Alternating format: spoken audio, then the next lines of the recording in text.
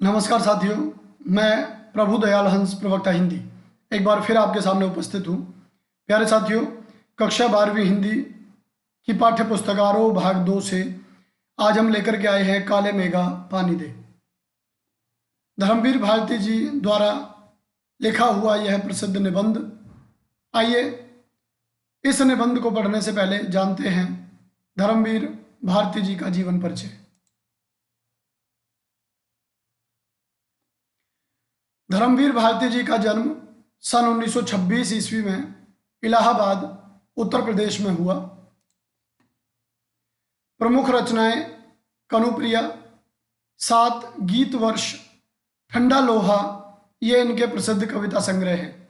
कनुप्रिया, 7 गीत वर्ष, ठंडा लोहा। अंधा युग भी इनका गीति नाट्य है, बड़ा प्रसिद्ध रहा है। बंद गली का आखिरी मकान, ये कहानी संग्रह है। सूरज का 7वां घोड़ा, गुनाहों का देवता, ये उपन्यास। अंधा युग गीति नाट्य, पश्यंती, कहानी अनकहानी, मानव मूल्य और साहित्य, ठेले पर हिमालय, ये इनके प्रसिद्ध निबंध संग्रह हैं। प्रमुख सम्मानों की यदि बात करें तो इन्हें पद्मश्री, व्यास सम्मान एवं साहित्य के कई अन्य राष्ट्रीय पुरस्कार भी प्राप्त हो चुके हैं। सन 1997 में इनका निधन हुआ। अपनी सहज प्रवृत्तियों को मारो मत, लेकिन उनके दास भी न बनो। जीवन के इस सहज प्रवाह में उन्हें आने दो, फलीभूत होने दो, पर यदि वे निरंकुशता से हावी होने लगे तो उन्हें भस्म कर देने की तेजस्विता और आत्मनियंत्रण भी रखो। ये धर्मवीर भारती जी की रचना में से पंक्तियां ली गई हैं। अपनी सहज प्रवृत्तियों को मारो मत, लेकिन उनके दास भी मत बनो। मनुष्य में सहज प्रवृत्तियां होती हैं, विशेषताएं होती हैं, कमियां होती हैं। उन्हें मारने की आवश्यकता नहीं है, उन्हें नियंत्रित करने की जरूरत है। जीवन का जो सहज प्रवाह है उसे आने दो, फलीभूत होने दो, पर यदि वे निरंकुशता से हावी होने लगे तो उन्हें भस्म कर देने की तेजस्विता मनुष्य के अंदर होनी चाहिए। इसलिए आत्मनियंत्रण की बात को ये महत्व देते हैं। गुनाहों का देवता उपन्यास से लोकप्रिय धर्मवीर भारती का आजादी के बाद के साहित्यकारों में विशिष्ट स्थान है। उनकी कविताएं, कहानियां, उपन्यास, निबंध, गीति नाट्य और रिपोर्टाज हिंदी साहित्य की उपलब्धियां हैं। भारती जी के लेखन की एक खासियत यह भी है कि हर उम्र और हर वर्ग के पाठकों के बीच उनकी अलग अलग रचनाएं लोकप्रिय हैं। वे मूल रूप से व्यक्ति स्वातंत्र्य से तात्पर्य स्वतंत्रता, मानवीय संकट एवं रोमानी चेतना के रचनाकार हैं। तमाम सामाजिकता एवं उत्तरदायित्व के बावजूद उनकी रचनाओं में व्यक्ति की स्वतंत्रता ही सर्वोपरि है। रूमानियत, जिसे हम रोमांस कहते हैं, उनकी रचनाओं में संगीत में लय की तरह मौजूद है। उनका सर्वाधिक लोकप्रिय उपन्यास गुनाहों का देवता एक सरस और भावप्रवण प्रेम कथा है। दूसरे लोकप्रिय उपन्यास सूरज का 7वां घोड़ा पर हिंदी फिल्म भी बन चुकी है। इस उपन्यास में प्रेम को केंद्र में रखकर निम्न मध्य वर्ग की हताशा, आर्थिक संघर्ष, नैतिक विचलन और अनाचार को चित्रित किया गया है। नैतिक रूप से हम कैसे पथभ्रष्ट हो जाते हैं, कैसे हम अनाचार को बढ़ावा देते हैं, ये सारी चीजें इस उपन्यास सूरज का 7वां घोड़ा में दिखाई गई हैं। स्वतंत्रता के बाद गिरते हुए जीवन मूल्य, अनास्था, मोहभंग की स्थिति, विश्व युद्धों से उपजा हुआ डर और अमानवीयता की अभिव्यक्ति अंधा युग में हुई है। अंधा युग के गीति साहित्य के श्रेष्ठ गीति नाट्यों में है। गीति नाट्य असलियत में क्या है? नाटक का प्रारूप होता है, पर उसमें डायलॉग्स जो हैं वो पद्य में दिए जाते हैं। ऐसे ही एक कंठ विश्वाई दुष्यंत कुमार जी का, और ऐसे ही अंधा युग धर्मवीर भारती जी का। महाभारत पर आधारित अंधा युग इनका प्रसिद्ध गीति नाट्य रहा है। मानव मूल्य और साहित्य पुस्तक समाज सापेक्षता को साहित्य के अनिवार्य मूल्य के रूप में विवेचित करती है। मानव मूल्य और साहित्य, ये पुस्तक भी समाज के सापेक्ष, समाज के समानांतर चलती हुई ये सिद्ध करती है कि समाज के लिए साहित्य अनिवार्य है। तो इस तरह से इन विधाओं के अलावा भारती जी के निबंध और रिपोर्ट आज भी बड़े प्रसिद्ध हैं और इन्होंने खूब लिखे हैं। उनके गद्य लेखन में सहजता और आत्मीयता दिखाई देती है। बड़ी से बड़ी बात वो बातचीत की शैली में कहते हैं और सीधे पाठकों के मन को छू लेते हैं। एक लंबे समय तक हिंदी की साप्ताहिक पत्रिका धर्मयुग, फिलहाल इसका प्रकाशन बंद है, के संपादक रहते हुए हिंदी पत्रकारिता को सजा संवार कर गंभीर पत्रकारिता का एक मानक बनाया। उस समय धर्मयुग पत्रिका बड़ी प्रसिद्ध पत्रिकाओं में गिनी जाती थी। यहाँ प्रस्तुत संस्मरण में काले मेघा पानी दे लोक प्रचलित विश्वास और विज्ञान के द्वंद्व का सुंदर चित्रण किया गया है। विज्ञान का अपना तर्क है और विश्वास का अपना सामर्थ्य है। इसमें कौन कितना सार्थक है, यह प्रश्न पढ़े लिखे समाज को उद्वेलित करता रहता है। एक बहस चलती है दिमाग में कि विज्ञान की बात माने या विश्वास की बात माने। इसी दुविधा को लेकर लेखक ने पानी के संदर्भ में प्रसंग रचा है।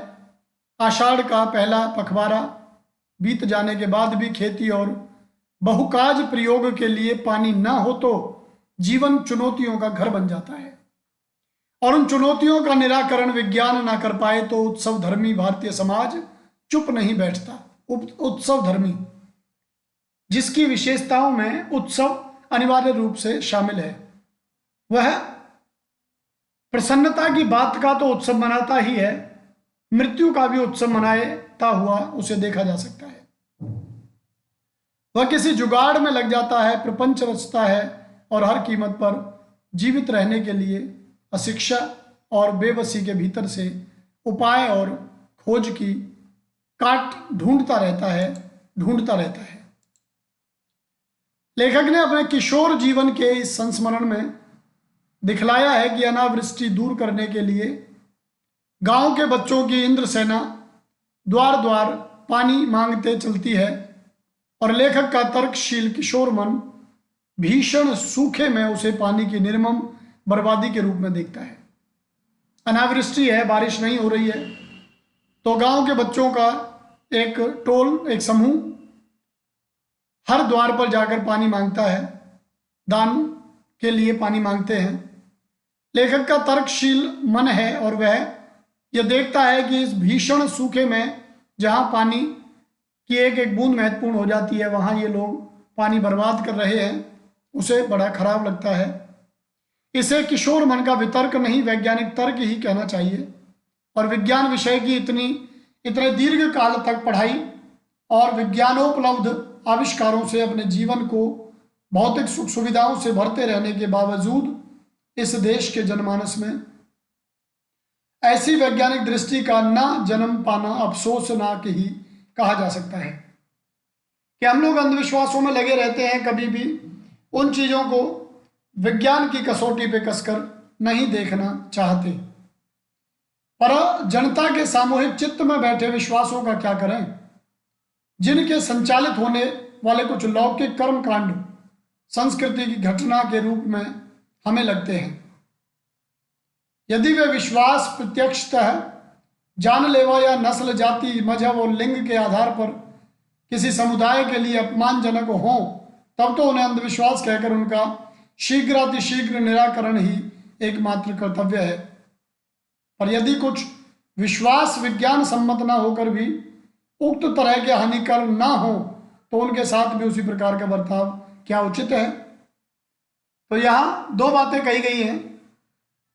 कुछ हमारे विश्वास हैं जो परंपराओं से हमें प्राप्त होते हैं, वो यदि हानिकारक हैं, समाज को तोड़ने वाले हैं, जाति, लिंग, धर्म इत्यादि में भेदभाव करने वाले हैं, तो उन्हें ठुकराया जा सकता है, उन्हें अंधविश्वास कहकर दूर किया जा सकता है, परंतु कुछ ऐसे विश्वास भी परंपराओं से हमें मिले हैं जो किसी तरह का कोई नुकसान नहीं करते।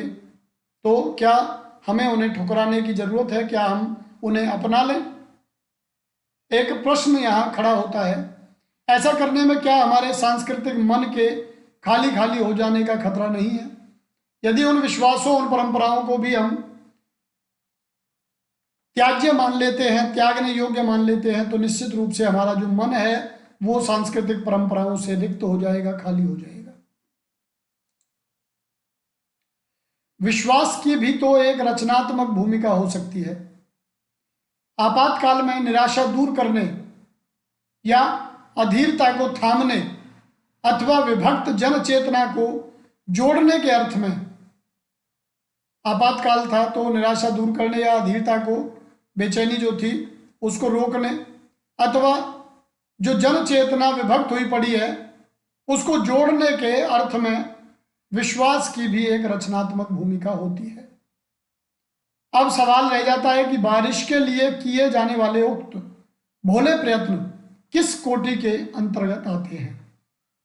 लेखक ने कोई निर्णय नहीं दिया है, पर एक बात स्पष्ट होती है कि जीजी की संतुष्टि और अपने प्रति उनका सद्भाव बचाए रखने के लिए वह उन तमाम रीति रिवाजों को ऊपरी तौर पर ही सही अपनाने को बचपन में बाध्य बना रहता था। इससे क्या संकेत लिया जा सकता है? विज्ञान का सत्य बड़ा है या सहज प्रेम का रस, या दोनों? तो यहां एक बड़ा प्रश्न उठता है। पूरे पाठ में एक द्वंद्व चलता है कि कुछ विश्वास हैं जो सनातन हमारे दिमाग में, हमारी परंपराओं में शामिल है, और एक वैज्ञानिक तर्क है जो बिना किसी प्रश्न के उत्तर दिए हुए कभी मानता नहीं, कभी संतुष्ट नहीं होता। इंद्रसेना को पानी दान किया जाना, पानी की बर्बादी देखती है विज्ञान की दृष्टि, लेकिन वहीं हमारा पुरातन विश्वास यह देखता है कि ये पानी की बर्बादी नहीं है, यह एक तरह का दान है जो हम धरती माता को दे रहे हैं, और इसके बदले में इंद्र देवता बारिश करेंगे और हमें बहुत सा पानी प्राप्त होगा। तो अंत में यही बात रह जाती है कि विज्ञान के सत्य को बड़ा माने, या जो सहजता से प्रेम हमारे अंदर समाहित है उसे बड़ा माने, या फिर दोनों को समान महत्व देते हुए अपने जीवन में अंगीकार किए रखें। तो प्यारे साथियों, आज इतना ही। ये एक परिचय था धर्मवीर भारती जी का, और इस निबंध का, ये निबंध से ज़्यादा इसे संस्मरण कहना ज़्यादा सही होगा। संस्मरण है क्योंकि वो अपने बचपन की एक घटना को केंद्र बना करके अपनी बात कहना चाहते हैं। तो इस वीडियो में इतना ही। आगे इस काले मेघा पानी दे नामक संस्मरण का मूल पाठ हम आपके लिए प्रस्तुत करेंगे। तो जल्दी ही मिलते हैं, तब तक के लिए आप सभी को नमस्कार।